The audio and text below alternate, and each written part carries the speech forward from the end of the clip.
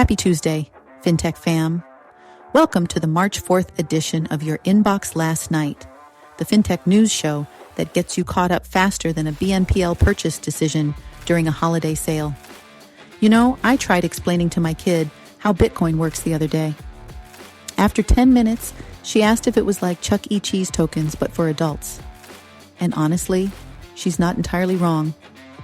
It made me wonder, is this how the folks in the White House learned about crypto? Would make sense, right?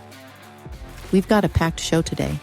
Doge in the federal spotlight, Visa's tap-to-phone explosion, and the SEC giving Memecoins a pass. Plus, why the mag stripe might be your debit card's worst enemy. Let's get to it. Let's start with a quick federal update today. Doge and the CFPB in the spotlight.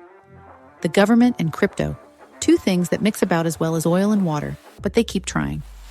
The BBC is covering Trump's announcement of the digital assets he would like to see in a strategic crypto reserve.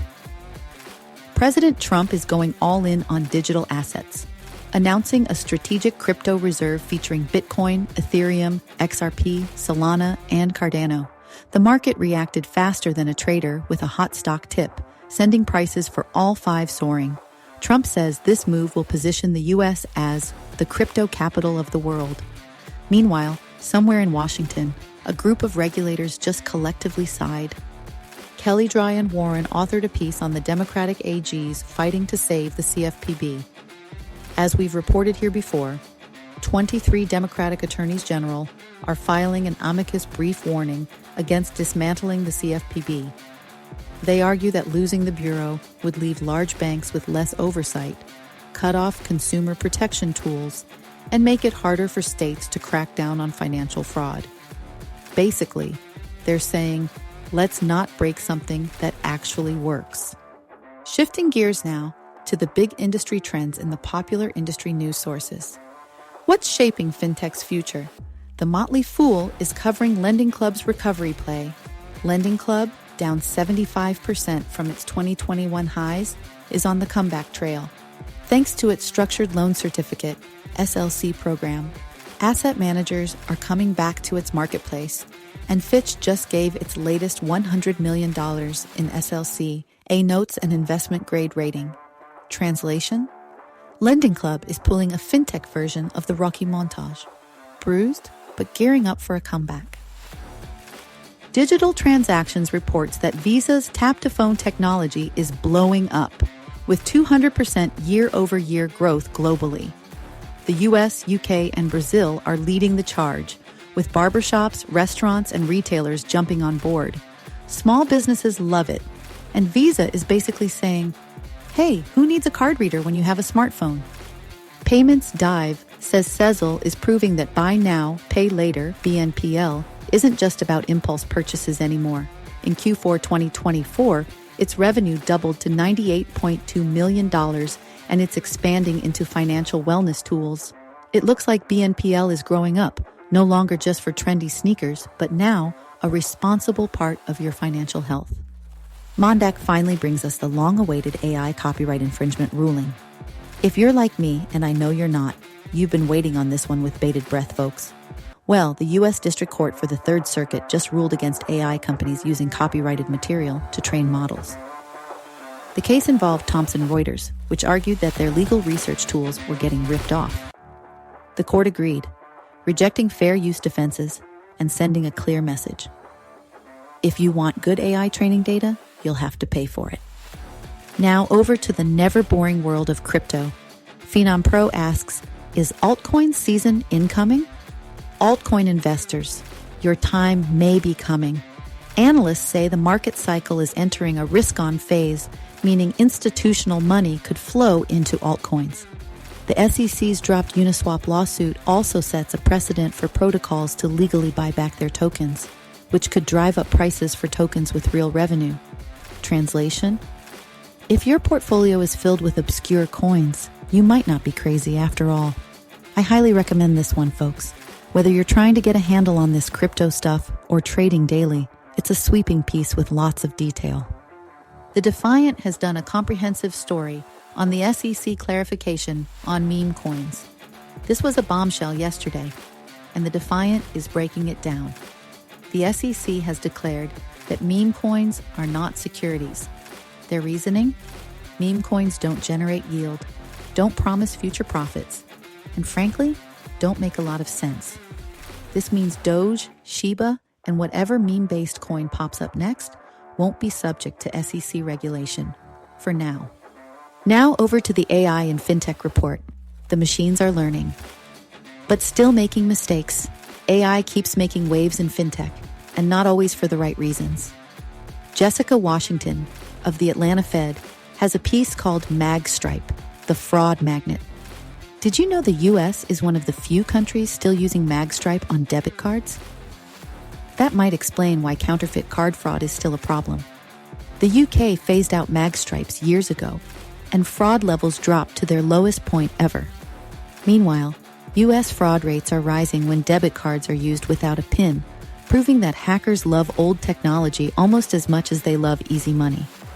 The World Economic Forum is talking about the Middle East's digital payment boom. The Middle East is experiencing massive digital payment adoption thanks to a young, tech-savvy population and major government investment in network infrastructure. Mobile wallets and digital transactions are surging, and fintech firms are eyeing the region as the next big opportunity. So basically, if you're in payments, this could be a great time to brush up on your Arabic. And now, let's check in with our very own payments gossip superstar, Mr. X. Hey y'all, happy Tuesday. Well now, ain't this a doozy? Seems like the CFPB done found itself in the middle of a good old-fashioned political rodeo. And let me tell you, partner, the folks holding the reins ain't exactly riding in the same direction. So, settle in, because here's the skinny.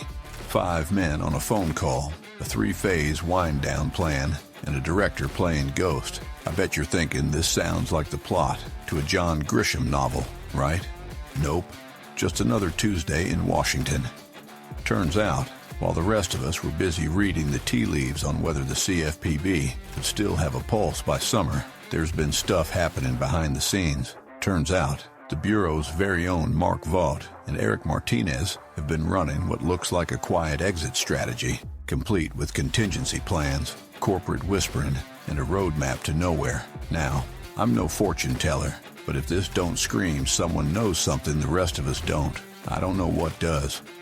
Brother, I ain't saying Director Rohit Chopra is already dusting off his resume, but when the man suddenly stops taking meetings and his team starts planning for a slow-motion collapse, you gotta wonder if he's already got one foot out the door and the other on a sandy beach somewhere warm. Here's where it gets real juicy. This 3-phase wind-down chatter. It ain't just bureaucratic mumbo-jumbo. Phase 1 was to get their ducks in a row. Phase 2 was a little CYA strategy. For my friends outside the Beltway, that's cover your assets, see. And Phase 3, well, that's where things start disappearing faster than a West Texas rainstorm. So, what's the move here? Well, if you're a banker, a fintech, or just someone who likes watching a slow-motion train wreck, keep your eyes peeled on 2 things. 1, whether Rohit Chopra mysteriously resurfaces in a cushy new gig before the ink's dry on the Supreme Court's CFPB ruling, and 2, who suddenly starts offering transition services to CFPB-adjacent players before the final curtain call. Oh, and if you're thinking this is just a bunch of bureaucrats in a tizzy over nothing, let me remind you of one simple truth. Power don't just vanish, it gets transferred. So, if the CFPB is fixing to go belly up, someone, somewhere, is already setting up shop to take its place. Mark my words, that's all for today, folks. Now, y'all excuse me while I pour myself a bourbon and watch the next episode of How the Regulatory Sausage Gets Made. That's a wrap for March 4th's episode of Your Inbox Last Night. But before you go, don't forget part 2 of our 5-part series on crypto and the presidential election is out today. This series is where we're breaking down how digital assets enthusiasts impacted the vote in 2024 and why it's a must-know for 2026. There's a digest version on my LinkedIn, but all subscribers will get part 2 delivered today. Want to go deeper? Become a member of our community so you can join our private LinkedIn group for exclusive fintech insights, in-depth discussions, and the occasional joke about central banks. It's all in the newsletter, link in the show notes. Until next time, keep your transactions smooth, your investments solid, and your meme coins hodled. See you soon.